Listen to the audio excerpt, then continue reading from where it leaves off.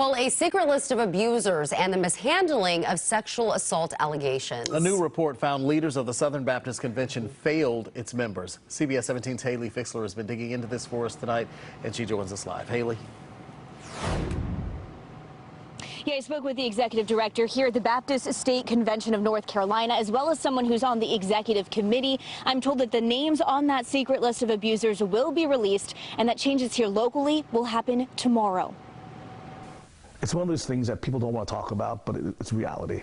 And we don't want to be that type of a place where people don't talk about. We just sweep it under the rug. It's been happening too long. In a sanctuary at Waypoint Church in Chapel Hill, Pastor Lawrence Yu says he's still in shock. Heartbroken.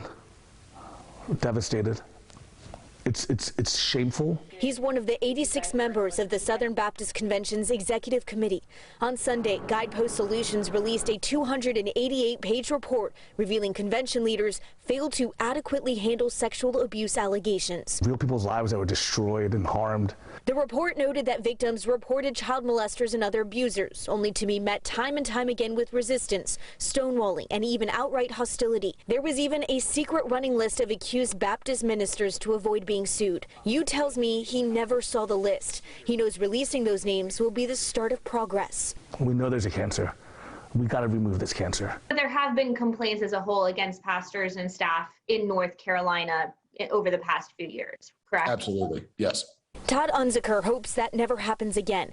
The executive director of the Baptist State Convention of North Carolina tells me after meetings early this week, change is coming.